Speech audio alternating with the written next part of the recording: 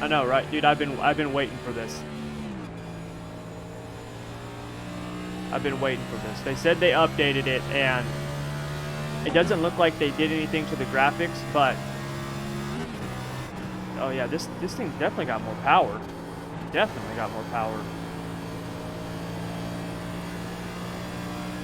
Let's see how fast we get up to at the end of the straightaway. Oh, we're up to 180. We were wide open at Atlanta. We never got above 177. Oh, whoa! Did you see that? That thing just snapped loose on me just going into the corner.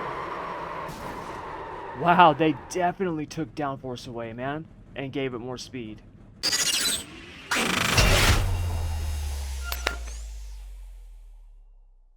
What's up, everybody? Thomas Brandon here. Thank you very much for joining me. And as you no doubt saw there in the opening clip, iRacing has finally done it. We've got the updated packages on the NextGen cars, which we can now just refer to as the Cup cars, the NASCAR Cup cars. We've definitely got more horsepower. We definitely have less downforce, and these things are now fun to drive. Before they weren't. They were not. It was, I shouldn't say they weren't. It was very few situations that they were fun. They were okay on short tracks. They were okay on some of the bigger tracks just because of the drafting. California was a pretty fun track in them because it was really bumpy and you could get some really good drafting. Homestead was another track that they were kind of fun in. But for the most part, the intermediate tracks, they just weren't very fun. It was just hold it wide open, and it wasn't even hold it wide open in a good way. Like, after a few laps, you know, these cars are not like the old ones. The old ones, they get tight as the tires wear. These ones, the tire wear was really sporadic, and then they would get really loose, and so you'd have to run them crazy tight at the start of the run, right? So you're running like 60% cross weight, sometimes like crazy setups in them to get them to work, and it just wasn't ideal. And I actually spoke out against this, not just about the sim, but I mean about real life, about how I thought NASCAR was making a huge mistake with this low horsepower, high downforce. I didn't care what all their surveys and studies said, that's what the fans wanted. In my opinion, they were asking the wrong people. They were not asking fans. And nowhere in racing history do you progress up to the top, and then when you reach the pinnacle, does the car have less horsepower? Does the car go slower, right? Imagine making it to Formula One and you get there and they're like, hey man, this car is actually slower than the Formula 2 cars. And they're like, yeah. That's what the fans want. We'd be like, dude, that's stupid, right? That's what NASCAR was doing. Luckily, they didn't do it. And now, here in the sim world, we have it updated. And I gotta tell you, it's incredible. Now, I have already had a ton of people reach out to me. This thing has only been up for a couple of hours. I've already had a ton of people reach out to me. I had a ton of people reaching out to me through this week when we heard about the patch, asking me about the setup guide that I've been talking about building for this car once this was updated. When we found out we were going to get this updated with the final packages, I've been holding off this entire time because I didn't want to do a lot of work on this thing and then have it be all for naught. And it's a good thing I didn't, because these things are completely different now. When you take that downforce off that rear spoiler, it is completely different now. You saw in that opening clip, just going into the corner, the rear end comes around. Okay?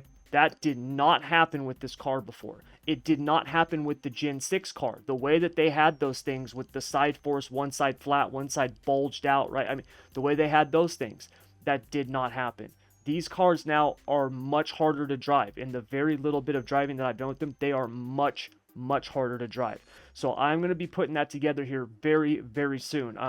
Just for the fact that I have, me personally, I got to have the insider setups updated the current week, North Wilkesboro, and I got to have one ready for this track that we're at right now, Kentucky, which is next week, and that's why I'm at this track doing this video, because I got to start working on it, because this stuff has really been thrown up in the air. It's very, very different than what you were doing before. It really is. And so we're going to talk about that in this video, and we're going to kind of dive into just some of the stuff that I've noticed so far with the car, and, you know, kind of my thoughts on it, which overall I love it. I absolutely love it. The one thing, yes, they have not fixed the graphics on it, and I've already saw in the forum where Tyler Hudson said that that was going to be put out. They wanted to get the physics out first, which I am completely for.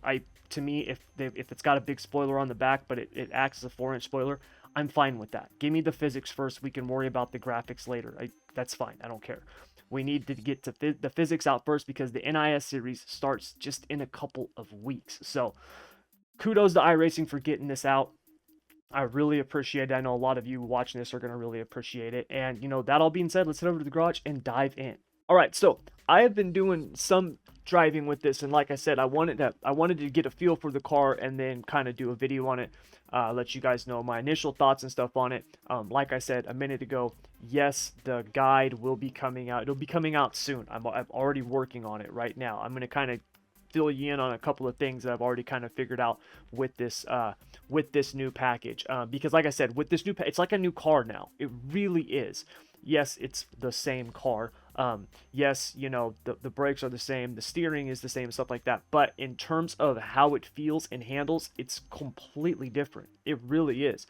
Adding, 120 horsepower and taking away what 4 inches of spoiler. What would they have? A 7-inch, 8-inch spoiler before? Now it's 4 inches, is a huge deal. Now, looking at the testing that I've done so far, and I did do some laps at Atlanta. The reason for that was at Atlanta, that was week 1 in this season with the NextGen car. Let's just say the Cup car now because it's not NextGen, it's just the Cup car. But with the Cup car, and then we just got this new update, and so I actually went back to Atlanta and compared. And when I got some of the data, comparing the downforce, changes in ride height, which is a really good way to measure the effectiveness of that rear diffuser. And then also just speed, we saw about a 10 mile per hour increase in top speed at the end of the straightaway, which is huge. I mean, at Atlanta this season, we were wide open in qualifying, hitting about 177 miles per hour. Right now, with the exact same setup, okay, I just used the exact same setup and probably could have went faster because it wasn't enough gear. I was actually I was redlining at the end of the straightaway, like actually hitting the chip. We were up to like 187 miles per hour. The downforce literally is, on the rear spoiler, it's down about 150 to 200 pounds. It's quite a bit. Now keep in mind, this is how I calculate downforce. I'm not saying that these are the actual sim numbers. It's just how I calculate it. If you want to know my theories and how I compare stuff and things like that and how I create it and everything like that, I've got a video that I've actually covered this stuff on when it comes to telemetry and Motec and things like that. I'll have a link for you guys down in the description below. If you want to check that out, you can go check that out. But that was what I found. A couple of things that I've found to be really, really important so far. Number one, like I said, that rear spoiler, the amount of downforce that's being pulled off of it, there was a 1/2 inch difference in terms of ride height change. So this was actually a nice straight up apples to apples comparison where I took the exact same setup, the exact same car. The only thing that's different now is the package, okay? At the end of the straightaway, when you are at speed, all right, which means that is when downforce is affecting the car the most. The faster you go, the more the downforce comes into play. Downforce at 20 miles per hour, there's no downforce, okay? It's just your car is just creating drag. All right, when you get up to 187 miles per hour, you are actually going to be producing more downforce than at 177 just because of the speed.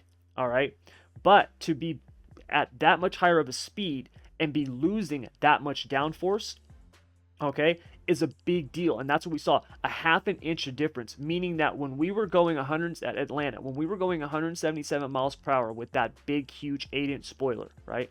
It was either 8 or 7. I can't remember which one. Let's say 7. That 7-inch spoiler.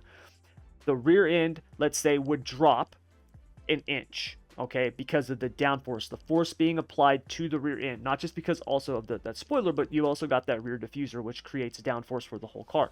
All right, now with this package, same exact setup, not one thing different, okay, that rear end is only dropping a 1/2 inch. All right, and that's not the exact numbers, I'm just giving you the difference, okay? It was a 50% difference.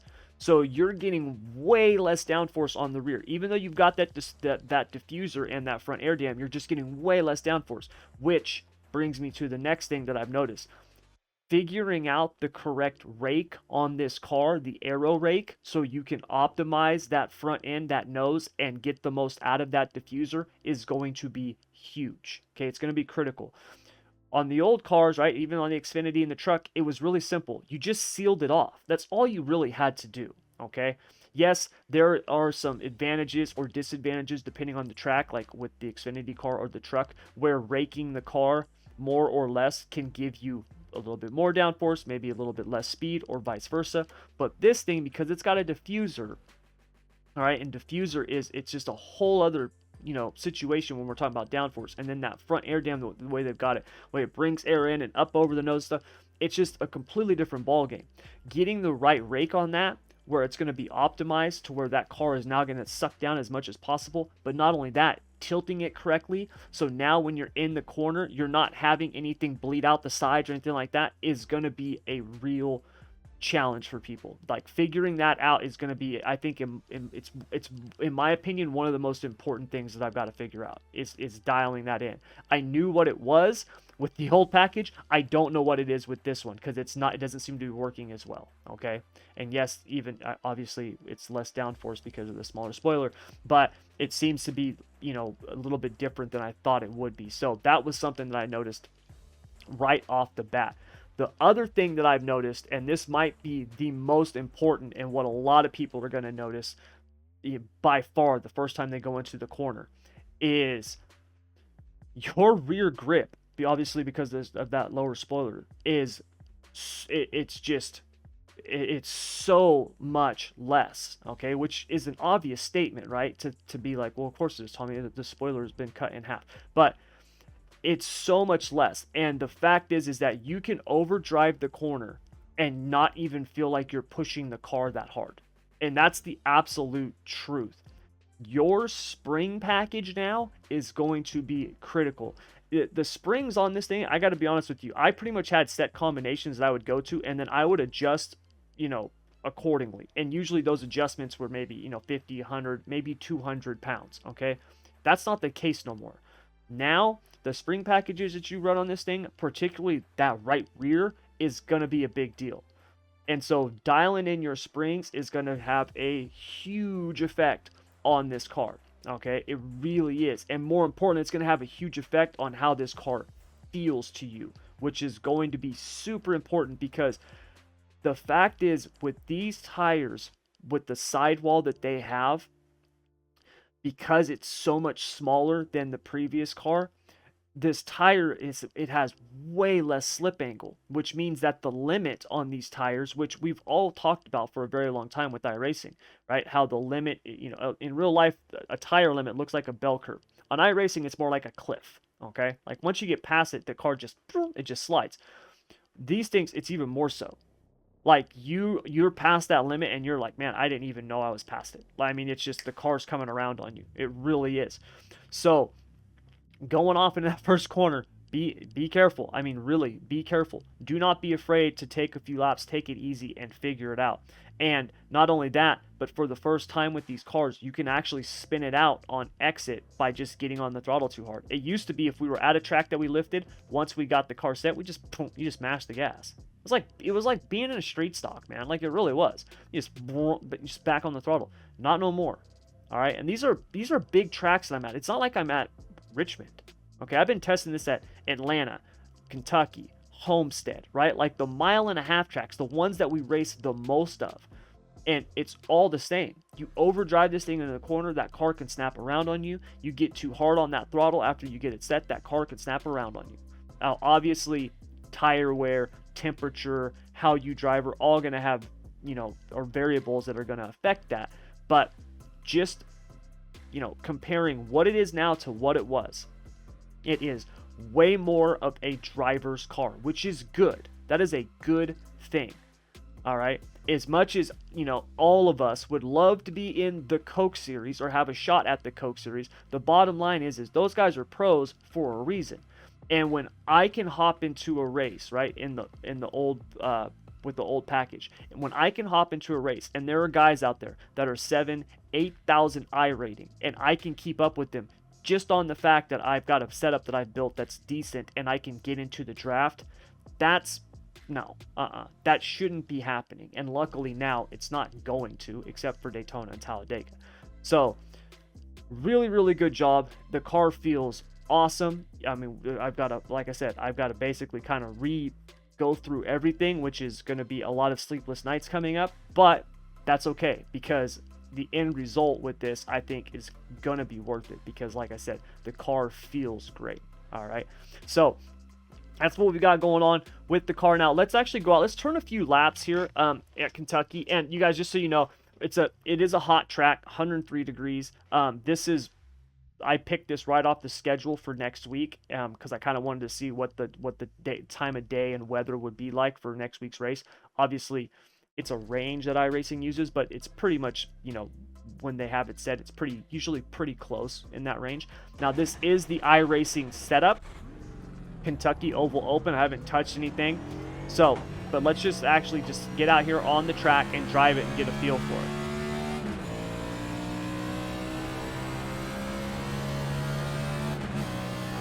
So the first time that you're going into the corner with this thing, I'm telling you, lift early and drive it in nice and easy, just nice and smooth. You go turning it into the corner, it's going to come around on you. It really is. If you got the wheel cranked and you stomp on the throttle coming out, it's going to turn around on you. It is. And like I said, those are good things. This is what we want. We talk about it, how we want it to simulate real life. Well, you know, Chase Elliott, Kevin Harvick, Kyle Busch, like those guys are studs because the cars that they drive are hard to drive. It's difficult, right? At least now they are. So that's what we want to see. And we don't want to... See, I just overdrove that corner. When was the last time we carried too much speed into a 1.5 mile corner, right? With these cars, that we were going too fast to be able to just crank the car down. So you can actually overdrive the entry now. That's nice. I like it. Just a little bit of brake right there, and the car dives down into the corner. Now that is part of the way that this is set up, but you're going to actually notice that, hey, we might actually have to use a little bit of brake on the 1.5 mile tracks now, you know? I mean, like I said, when was the last time we did that in these cars? So that's a very good thing. Now, just so you can kind of see what I'm talking about here, let's actually sail this thing off into the corner here. Look at that. That thing just breaks loose. Just breaks loose. I barely have my wheel turned. Barely have it turned. Same thing here. Just pushes, right? We just carry a little too much speed and it just pushes. And then I got the wheel turned, and I give it some throttle, and now the rear end's breaking loose. So, as you can see, definitely way more power. You've got wheel definitely harder to control, and all in all, to me, that's a good thing. I'm really excited about it. I'm as soon as I'm done with this, I'm hopping over to North Wilkesboro and building a new setup for the Insider program. So, like, I'm really excited to dive into these things and, yeah, get them figured out and get these, you know, get it ready to go for the NIS series, which is coming up here in just a few weeks. So, yeah, hats off, like I said, to iRacing. You know, those of you who are complaining that the spoiler is the wrong image, who cares? The car feels great, man. Just, they'll get it fixed, all right? They'll get the right looking spoiler on there. Right now, let's just be happy that we've actually got a Cup car that feels like a Cup car, okay? And like I said, kudos to iRacing for doing that, and you know, kudos to NASCAR for finally pulling their heads out and realizing that, hey, maybe we should have our top level car be faster than our Xfinity car. Yeah, it makes sense. So, yeah, overall, like I said, I love it. I'm happy, and I hope that you are too. So, you guys, that's going to do it all for this video. Like I said, I just wanted to kind of give you my initial thoughts, go over a couple of things, show you some stuff, as I'm sure most of you guys have already figured out yourselves diving into this. But I will be getting that setup guide video up and out here as quick as I possibly can. Like I said, as soon as I'm done with this, I'm diving into this thing. You know, now I'm going into the lab and getting to work. So I'll be getting that out as soon as I possibly can. And yes, you guys, it'll be free. I'll have it on the website for you guys to get for free. So So yeah, but that's going to do it, you guys. Thank you very much, as always, for joining me. Do me a favor, if you like this video, you know what to do. Hit that like button. Also, subscribe, all that other good stuff. And yeah, if you want to join me for my live streams, I do live stream on Tuesday, Wednesdays, and Thursdays. I will be doing a live stream at, today. I don't know, by the time you see this, my live stream will probably be close to starting. But I will be doing a live stream also tomorrow on Thursday. Maybe only one race tomorrow, because I'm doing also broadcasting right now on Esports Racing Network, my broadcast network.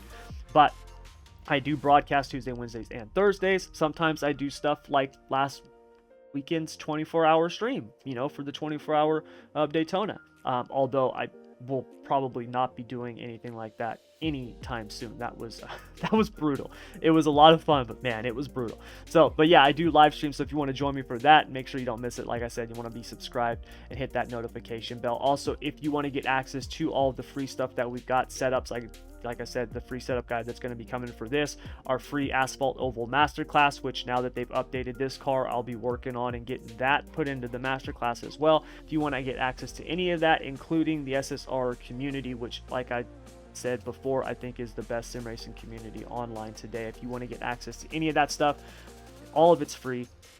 Head over to schoolofsimracing.net. I'll have a link for you down in the description below. Just click the button that says join community and you'll be good to go. So that's going to do it. Thank you very much once again. And until next time, as always, good luck, good racing, take care.